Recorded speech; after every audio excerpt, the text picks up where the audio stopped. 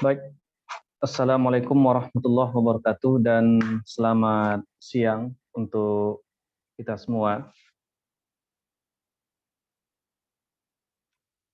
Pada hari ini merupakan pertemuan kita yang keempat untuk mata kuliah optik kelas 4A maupun kelas 4B, di mana pada sebelumnya kita sudah melihat bagaimana persamaan gelombang elektromagnetik merambat pada ruang vakum.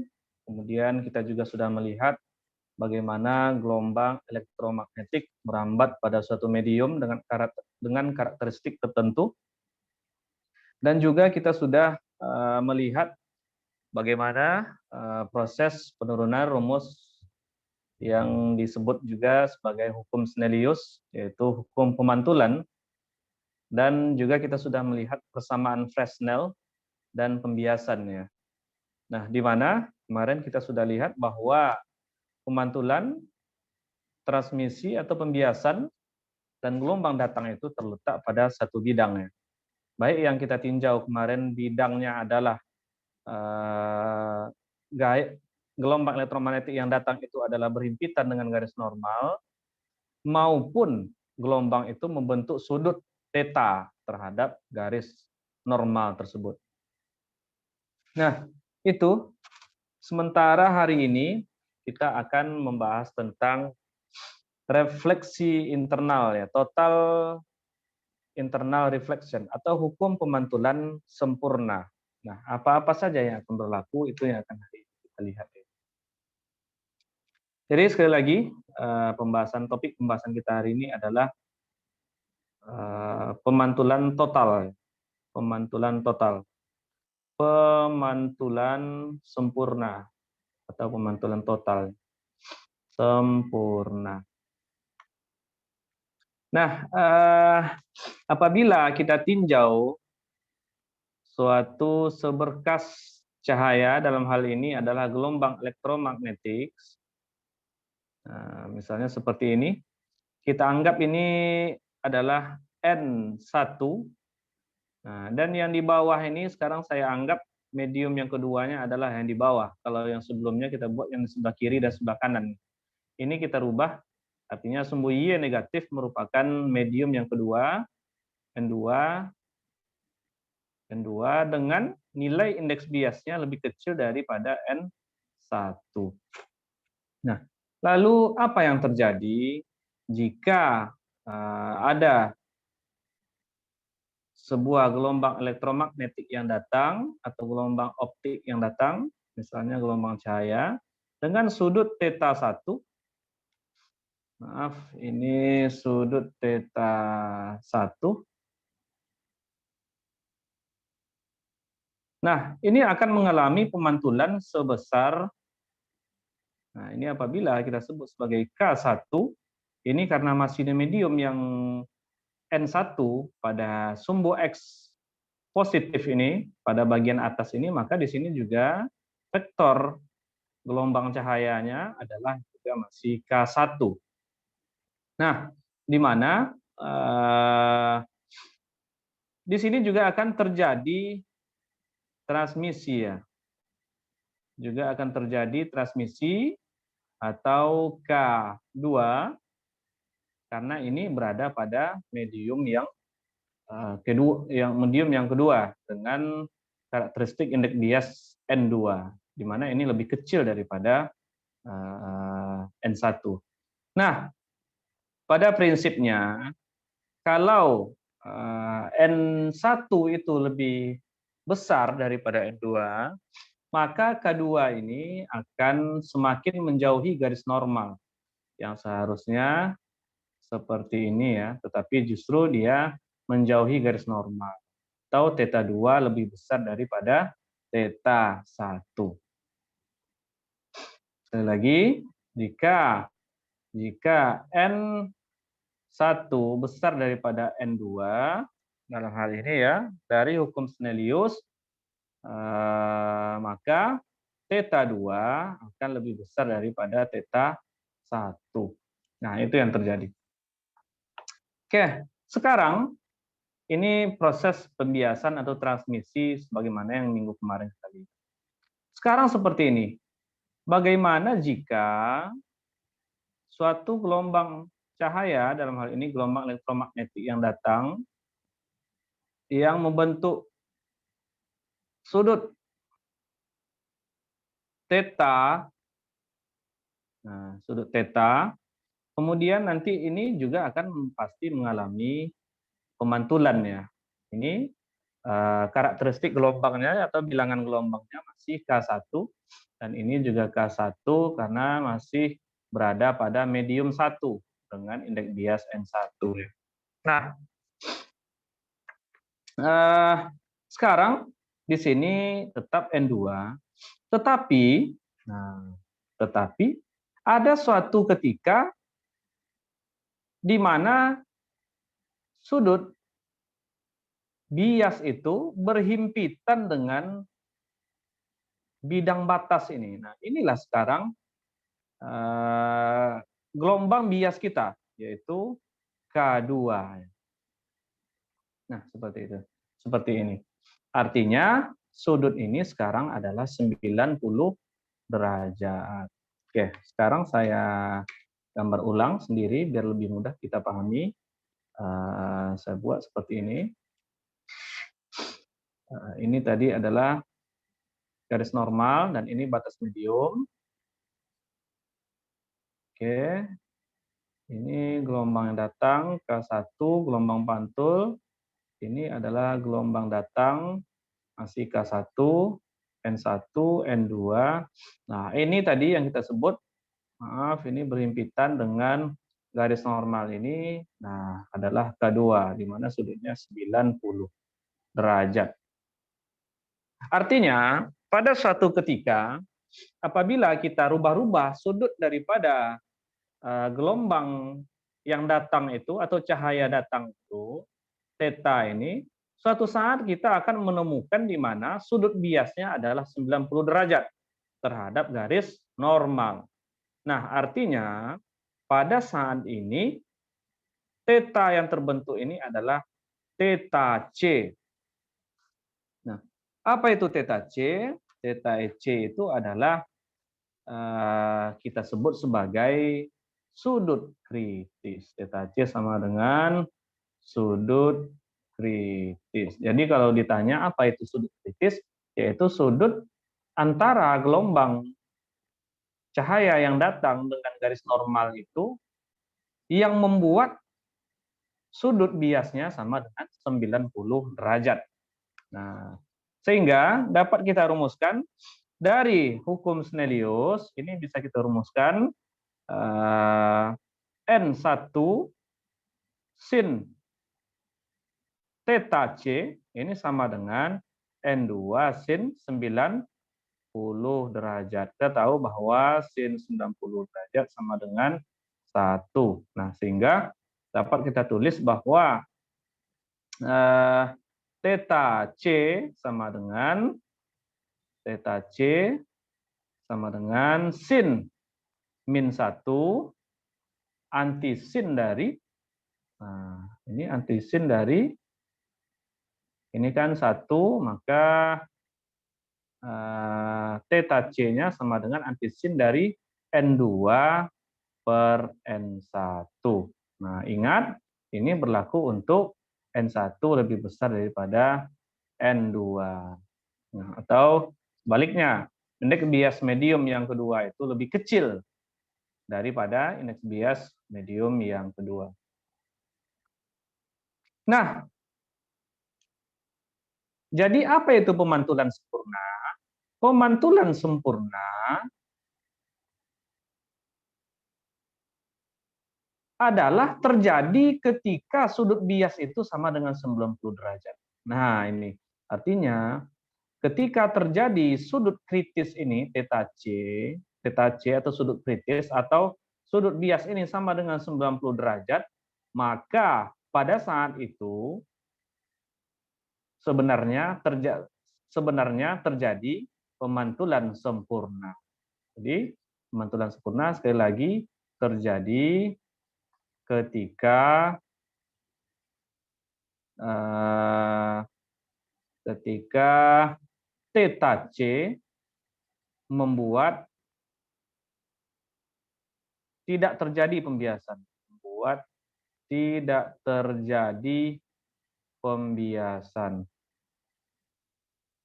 Nah, seperti itu. Atau sudut biasnya theta 2 itu sama dengan 90 derajat. 90 sama dengan 1.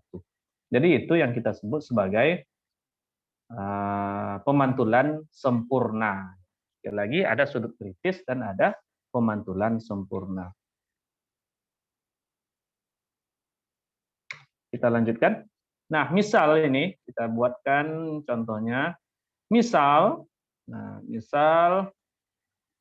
seberkas cahaya datang, nah ini dari N1 sama dengan 1,7 menuju ke suatu bahan dengan N2 sama dengan 1. Ini artinya N1 lebih besar daripada N2 ya. Nah, di mana dapat kita hitung bahwa sudut kritisnya theta C sama dengan antisin atau sin min 1 dari 1 dibagi 1,7. Nah, ini misalnya sama dengan 36 derajat ya, ini. Jadi itu, misalnya apabila kita gambarkan, ini dapat saja kita buat garisnya seperti ini anggap saja lurus ya. Nah, ini seperti ini. Ini adalah theta 1 dan ini adalah theta 2. Kemudian ini N sama dengan 1,7 dan N2 sama dengan 1. Nah, dari sini dapat kita lihat juga bahwa theta 1 lebih besar daripada sudut kritis. Nah, dari sini ya seharusnya ya. Theta 1 lebih besar daripada sudut kritis, di mana sin theta 2 sama dengan N1 per N2 sin theta 1. Nah, ini nilainya sama dengan juga sin theta 1 per sin theta 2. Ini lebih besar daripada 1. Nah, sehingga dari sini jelaslah bahwa theta 2 itu dapat kita hitung dari, kita lanjutkan di sebelahnya, ya dari cos-nya, yaitu cos dari cos theta 2 itu sama dengan akar dari 1 dikurang sin theta 1 per sin theta kritis. Ini kita kuadratkan. Nah, ya ini nilainya sama dengan min I nilai mutlak dari cos theta 2. Nah, di mana nilai dari cos theta 2 ini nilai mutlaknya sama dengan akar dari sin theta 1 per sin theta 2. Ini kita kuadratkan. Maaf, kritis tadi ya ini ya. Kritis sin theta 1 per sin theta kritis ini dikurang 1. Nah, ini nilai mutlaknya. Kenapa? Karena di sini sin theta 1 dan sin theta kritis ini kita kuadratkan nilainya akan lebih dari 1. Supaya nilainya ada, yang di dalam akar ini harus bernilai positif ya. Nah, sedangkan untuk sin theta 2, sin theta 1 per sin theta 2 per sin theta kritis kuadrat kurang 1 ini, jika dia bernilai imajiner,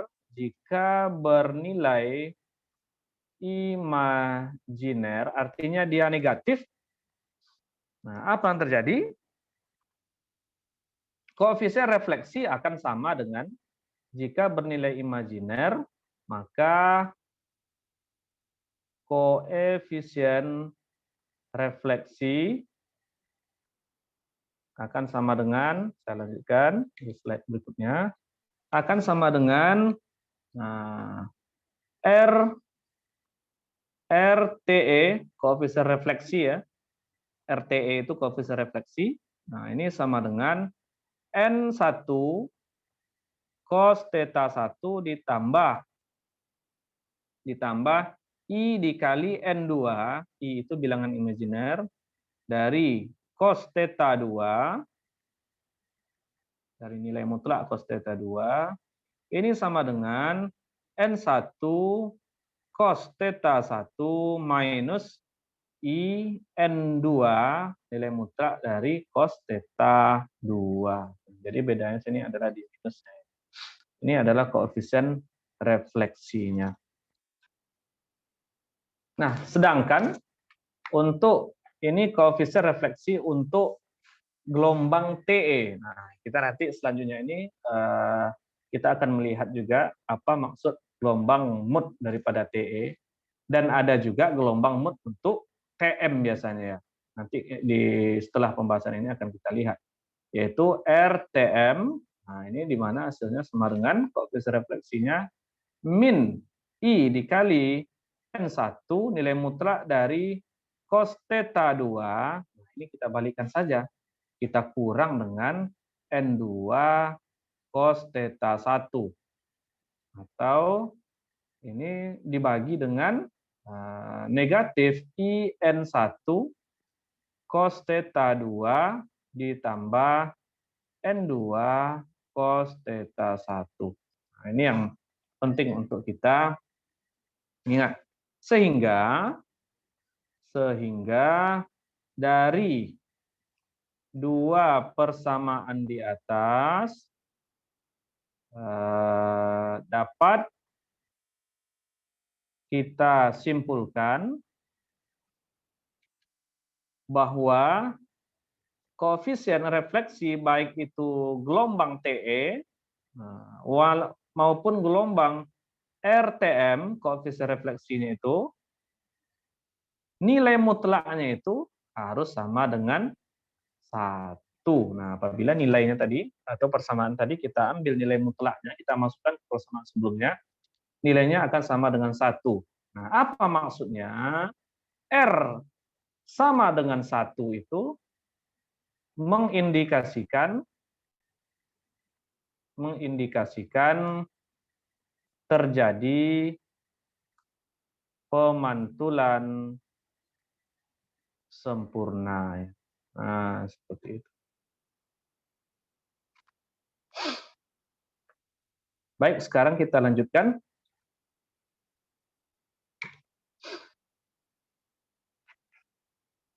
Oke, dari kedua persamaan itu apa yang kita bisa tuliskan? Nah, kita juga dapat menulis bahwa koefisien refleksi RTE itu akan sama nilainya dengan eksponensial pangkat I.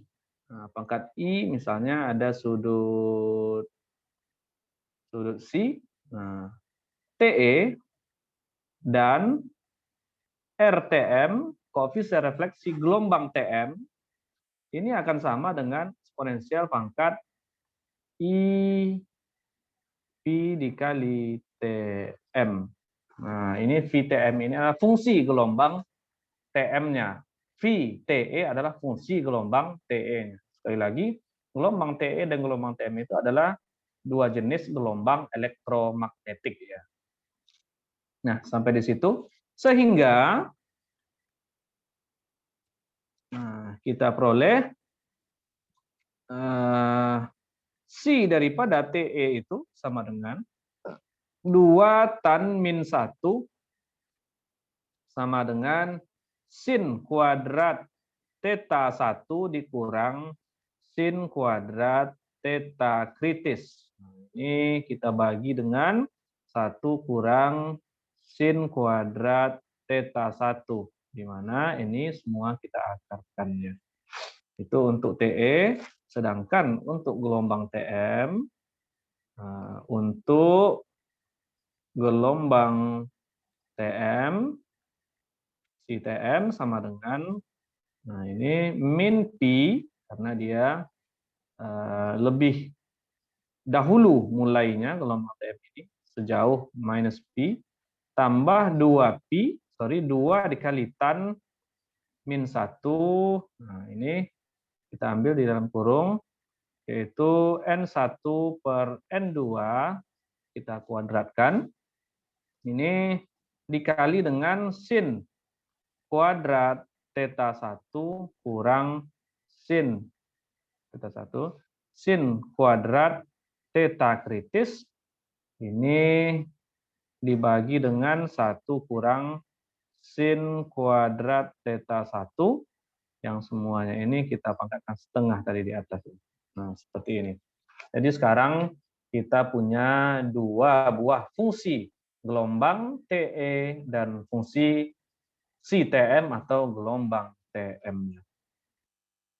Nah, apabila kita ingin menggambarkan kira-kira seperti apa bentuk gelombang ini, sini saya akan membuatkan contoh gambarannya. Maka fungsi daripada gelombang tersebut, misalnya ini adalah theta inisial, atau theta inisial itu kemarin adalah sudut datang ya. Sudut datang, ini yang di atas ini adalah fasanya, fasa gelombangnya. Nah, maka ini misalkan dari 0 sampai ke atas terserah sampai 200 misalnya fasanya. Sudut datangnya misalkan dari 0 sampai 90. 0 sampai 90. Nah, maka ini dapat kita lukiskan bentuk gelombangnya itu, gelombang T dan gelombang TM itu, nah, misalnya seperti ini, 10, 20, 30, 40, 50, 60, 70, 80 derajat sampai 90 derajat. Nah, bisa saja ini dia mulai seperti ini. Mulai seperti ini. Nah, misalkan ini pada 180 derajat, kita ambil garisnya, kita mengukur dari 90 sampai 180 derajat. Nah, ini adalah kira-kira seperti ini bentuk gelombang TE-nya. Dan gelombang TM-nya akan sedikit lebih wide ya, lebih lebar gelombangnya, di mana ini adalah CTM ditambah P ya tadi ya, atau minus TE minus P tadi kita sudah buat di sini pada persamaan kita ya. Minus P tambah 2 tan gitu ya. Nah, kira-kira seperti itu bentuk gelombangnya. Nah, jadi di sini dapat kita lihat bahwa suatu berkas cahaya yang terpolarisasi linier dapat dipandang sebagai gabungan dua gelombang. Nah, TE dan TM yang sefasa. Jika berkas cahaya itu mengalami refleksi total, masing-masing akan mengalami pergeseran fasa dengan beda fasa. Jadi, karena ini fasanya sama, tetapi dia akan bisa berbeda fasa atau pergeseran fasa. Kenapa? Karena tadi saat terjadinya sudut kritis itu ada pengaruh daripada minus P ya, sehingga dapat kita tuliskan perbedaan beda fasanya atau delta fasa ini sama dengan fasa TM dikurang fasa TE. Nah, atau dapat kita tulis ini, sekali lagi, delta fasa sama dengan fasa TM, gelombang TM, dikurang P sebagai gelombang TE ini sama dengan, ya ini tadi, min P ditambah 2 tan min 1 cos theta 1 akar dari sin kuadrat theta 1 dikurang sin kuadrat theta kritis, ini dibagi dengan sin kuadrat theta 1. Kira-kira seperti itu. Itu adalah perbedaan fasanya.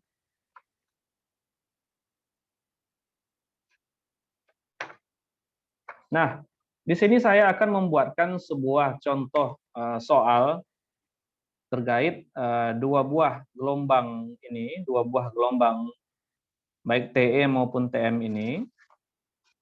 Nah, misalkan contoh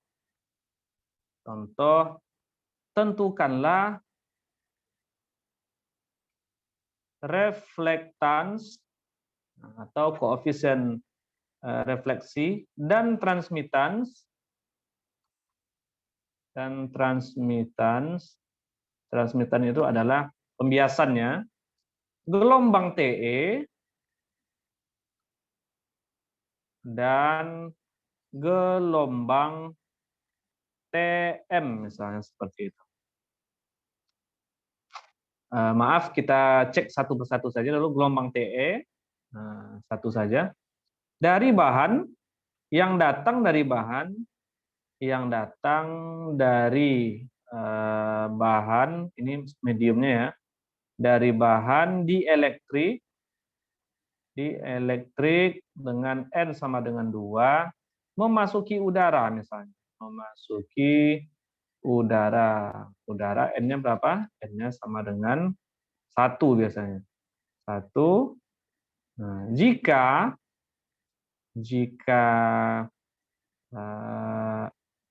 sudut datangnya adalah 10 derajat, nah, maka tentukanlah koefisien reflektans dan transmitannya itu. Gimana caranya? Caranya adalah yang pertama, kita ambil dari persamaan kita sebelumnya untuk menghitung, maka kita akan dapat tulis ini RTE sama dengan N datang dari bahan elektrik ya, N1 dikurang N2 per N1 tambah N2, kita tuliskan dulu persamaannya. Ini adalah 2 dikurang 1 sama dengan 2 per 2 ditambah 1. Ini adalah 1 per 3. Nah, sehingga koefisien refleksinya R-nya, nah ini sama dengan RTE kita mutlakkan. Nah, kita mutlakkan itu ya sama saja, kita kuadratkan ya, yang nilainya adalah jadinya R sama dengan 1 per 9. Nah, sedangkan transmisinya atau transmitannya gimana? Transmitannya TE ini sama dengan N kuadrat, N2 kuadrat dibagi dengan N1 tambah N2. Maaf, ini N1 ya. Maka ini 2 kuadrat per 2 ditambah 1 sama dengan 4 per 3. Nah, 4 per 3, sehingga koefisien transmisinya, T-nya, kemarin kan sudah kita tahu bahwa ini sama dengan setengah dari TE, ini kita kuadratkan. Nah, atau ini sama dengan juga 4 kuadrat atau setengah dari 4 per 3 kita kuadratkan sama dengan 4 kuadrat 8 dibagi setengah tinggal 4 kuadrat 16 dibagi 2 sama dengan 8, kemudian 3 kuadrat sama dengan 9 atau 8 per 9. Nah, 8 per 9. Sehingga dari sini jika ingin kita buktikan maka R tambah T kan nilainya harus sama dengan 1 ya. Nah, tadi RTE-nya adalah 1/9, T atau koefisien refleksinya adalah 8 per 9. Nah, ini ya kan sama dengan 9 per 9, 1 ya. Artinya pernyataan kita benar. Nah, lalu kita lanjutkan. Tadi kita ingin mencari reflektans dan transmitan ya. Seperti itu. Nah, sehingga sekarang kita ingin lihat tadi soalnya seperti apa. pada sudut datang 10 derajat misalnya. Pada sudut datang 10 derajat.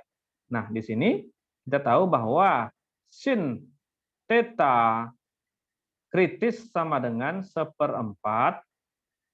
Nah, sin theta kritis sama dengan 1/4, maka sekali lagi 1/4, maka theta C-nya, theta kritisnya sama dengan 14,48 derajat.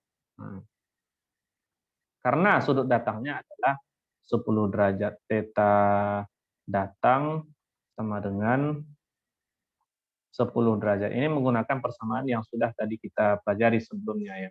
Nah, selanjutnya dari sini dapat kita tulis juga bahwa 2 sin 10 derajat sama dengan indeks bias, ini dari sini ya, dari N1 sin theta 1 sama dengan dari hukum Snellius, N2 sin theta 2.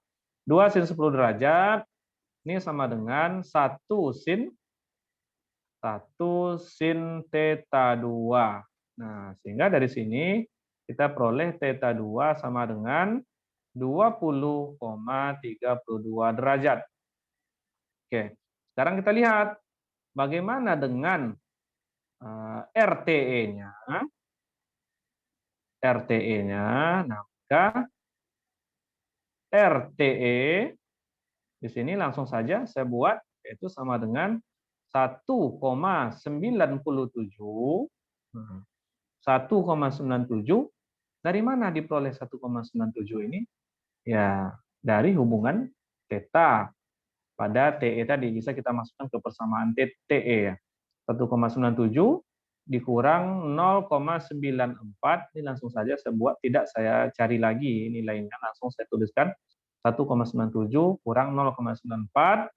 Nah, ini 1,97 ditambah 0,94. Ini menggunakan persamaan kita tadi ya. Nah, ini nilainya kita akan peroleh R.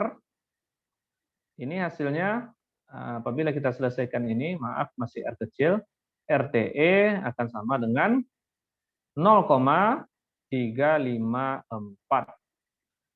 0,354. Nah, selanjutnya untuk